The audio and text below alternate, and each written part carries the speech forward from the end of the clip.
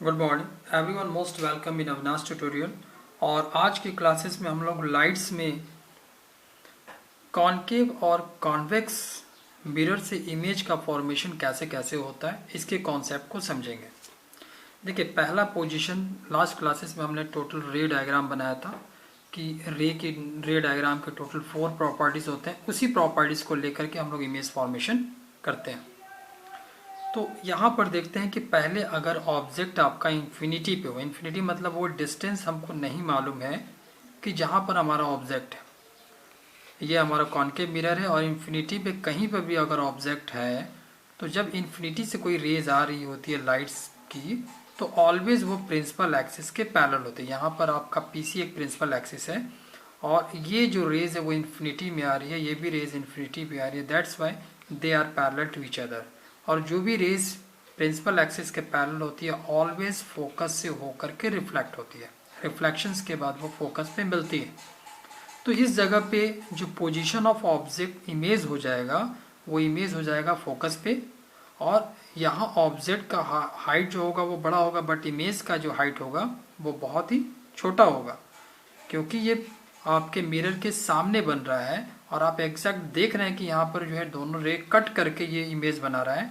तो इमेज होगा यहाँ पर आपका रियल बनेगा और इमेज आपका इन्वर्टेड। इस कंडीशन में इमेज जो होगा आपका उल्टा बनेगा। ये फर्स्ट केस हो गया। सेकंड केस के बारे में देखते हैं।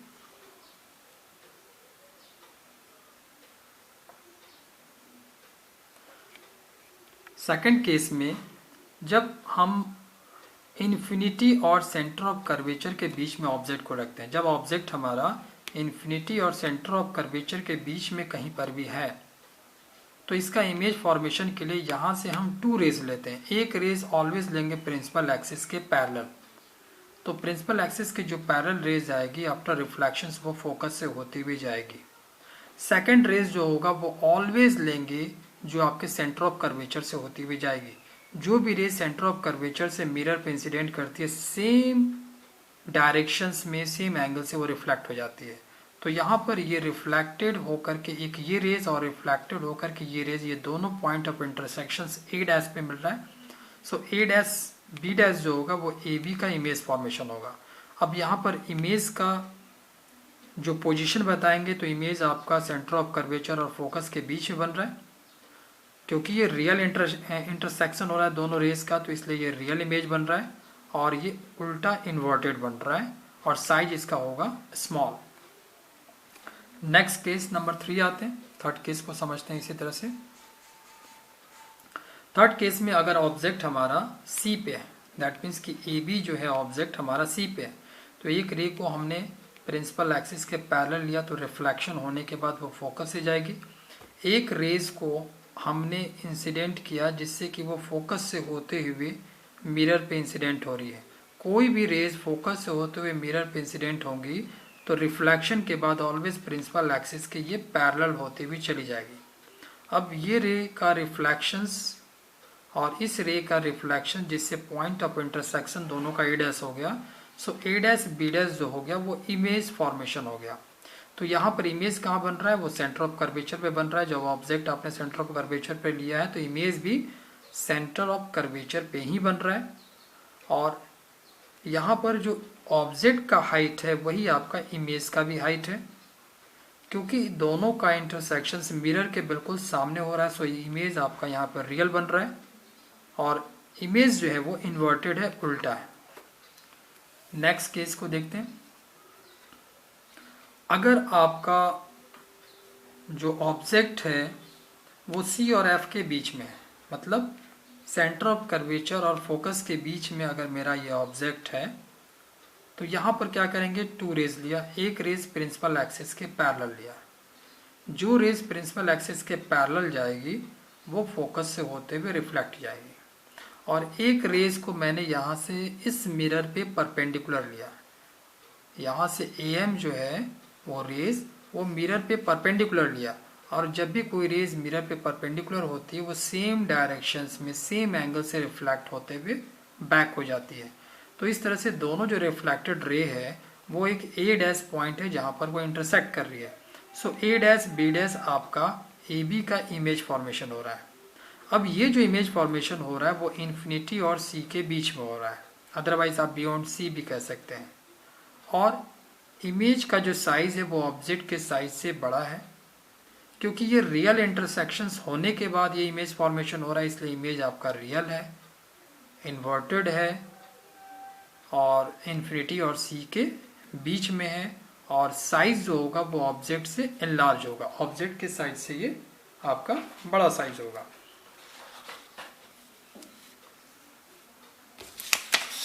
नेक्स्ट केस में चलते हैं।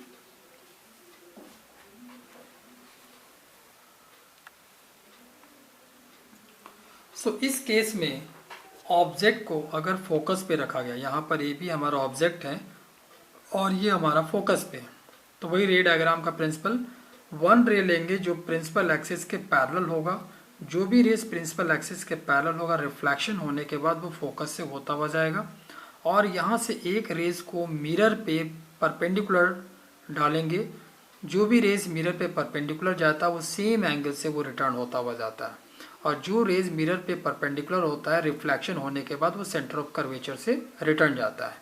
तो यहाँ पर दोनों का रिफ्लेक्शंस है वो बिल्कुल यहाँ तो पैरेलल दिख रहा है, लेकिन साइंस के और फिजिक्स की प्रॉपर्टीज के अकॉर्डिंग ये इन्फिनिटी में जाकर के कहीं पर आपस में मिलते हैं, इंटरसेक्शंस करते हैं। तो इस केस में जो इमेज बन रहा है वो इन्फिनिटी में बन रहा है, और इमेज का जो साइज है वो हाईली लार्ज है, क्योंकि वो रियल इंटरसेक्शंस हो रहा है इसलिए इमेज आपका रियल बन रहा है। ऑब्जेक्ट ऊपर है, इमेज आपका नीचे बन रहा है, इसलिए इमेज जो होगा वो इन्वर्टेड होगा। नेक्स्ट केस में आते हैं। अब मेरा जो ऑब्जेक्ट है वो फोकस और पोल के बीच में हमारा ए बी ऑब्जेक्ट है। अगेन सेम प्रॉपर्टीज अपनाते हैं। वन रे प्रिंसिपल एक्सिस के जो पैरेलल लेंगे रिफ्लेक्शन के बाद वो फोकस से रिफ्लेक्ट हो जाएगा, और यहाँ से एक रेज जो होगा अगर हम इस मिरर पे परपेंडिकुलर डालेंगे तो सेम एंगल से ये रिफ्लेक्ट होगा और सेंटर ऑफ कर्वेचर्स होता हुआ जाएगा। तो यहाँ पर दोनों रेज जो होंगी वो जैसे जैसे टाइम बीतेगा इन दोनों के बीच का जो गैप हो इंक्रीज होता जाएगा, लेकिन अगर इस रेज को डॉटेड करके अगर हम आगे लेके जाते हैं तो ऐसा फील होता है कि रिफ्लेक्शन करने के बाद ये रेज जो है वो ए डैश पॉइंट से रिफ्लेक्ट हो रही है, ऐसा फील होगा। तो इस तरह से इस केस में जो इन दोनों रेज का इंट्रैक्शंस है वो मिरर के बैक साइड में है।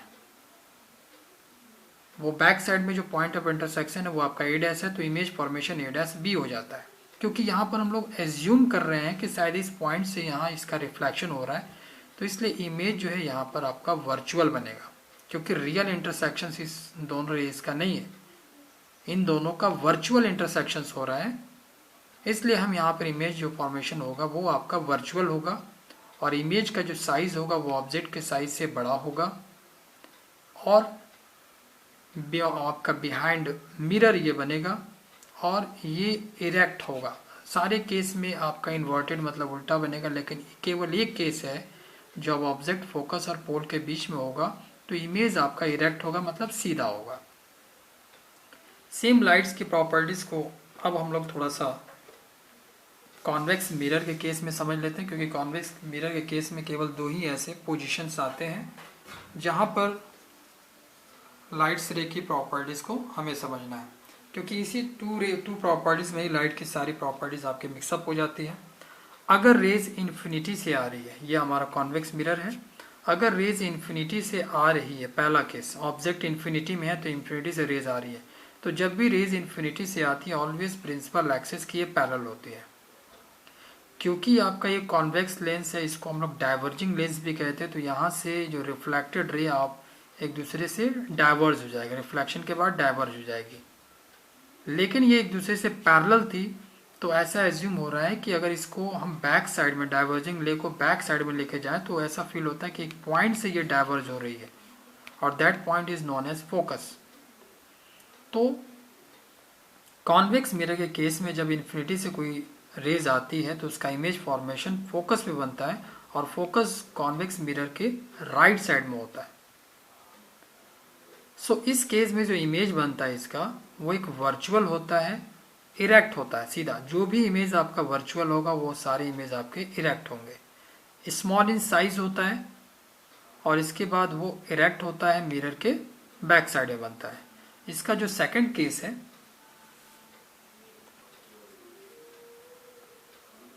सेकंड केस में आप इन्फिनिटी और पोल के बीच में कहीं पर भी ऑब्जेक्ट रख देते हैं, इन्फिनिटी और पोल के बीच में कहीं पर भी ऑब्जेक्ट रख लेते हैं। तो यहाँ देखते हैं एक रेज, वन रेज को होगा, हम प्रिंसिपल एक्सिस के पैरेलल इंसिडेंट करते हैं, तो यहाँ पर जब ये डाइवर्ज हो रहा है तो डाइवर्जेस रेज जो होंगी वो फोकस से, ऐसा एज्यूम होगा कि फोकस से डाइवर्ज हो रही है। ऐसा क्यों? क्योंकि ये प्रिंसिपल एक्सिस के पैरेलल इंसिडेंट किया है। तो रिफ्लेक्टेड रे अगर बैक साइड में लेके आते हैं तो ऐसा फील होता है कि वो फोकस से जा रही है। अब सेकेंड रे यहाँ से लेंगे जो एग्जैक्ट इस पे परपेंडिकुलर होगा, और अगर रे इस पे परपेंडिकुलर है तो ऐसा फील होगा कि वो सेंटर ऑफ कर्वेचर से बैक होते हुए जा रही है। जब भी मिरर पे आप परपेंडिकुलर रे ड्रॉ करेंगे तो ऑलवेज वो सेंटर ऑफ कर्वेचर से, ऐसा फील होगा कि सेंटर ऑफ कर्वेचर से रिफ्लेक्ट हो रही है, और जब हम कॉनकेव मिरर ले लेंगे तो एग्जैक्ट ऐसा दिखेगा कि वो सेंटर ऑफ कर्वेचर से जा रही है। तो कॉन्वेक्स मिरर हमारा यहाँ पर है, तो रे जब हम इस पे परपेंडिकुलर इंसिडेंट करेंगे तो परपेंडिकुलर ही ये सेम डायरेक्शन में रिफ्लेक्ट हो जाएगी, लेकिन जब इनको हम बैक साइड में लेके जाएंगे तो ऐसा फील होगा कि वो सेंटर ऑफ कर्वेचर से आ रही थी। तो ये दोनों जो रेज है, ये दोनों रेज एक दूसरे को पॉइंट ए डैश पे इंटरसेक्ट कर रही है, इसलिए ए डैश बी डैश इसका इमेज बनता है। तो कॉन्वेक्स मिरर के केस में अगर ऑब्जेक्ट पोल और इन्फिनिटी के बीच में कहीं पर भी रहेगा, इमेज ऑलवेज पोल और फोकस के बीच में होगा। इमेज का जो साइज होगा वो ऑलवेज ऑब्जेक्ट के साइज से ऑलवेज छोटा होगा, और इमेज आपका इरेक्ट होगा, सीधा होगा, और ये वर्चुअल होगा। तो आज की क्लासेस हमने इमेज फॉर्मेशन कॉनकेव और कॉन्वेक्स मिरर से समझा। अगली क्लासेस जो मोस्ट इम्पॉर्टेंट है, जिसमें कि हम लोग मिरर के साइन कन्वेंशन को समझेंगे, जिसके हेल्प से ही आप न्यूमेरिकल्स को कर सकते हैं। तो अगली क्लासेस में साइन कन्वेंशंस को एक्सप्लेन करेंगे, और कुछ मिरर फॉर्मूला और उससे मैग्निफिकेशन टॉपिक है उस पर भी हम लोग डिस्कस करेंगे। Thank you.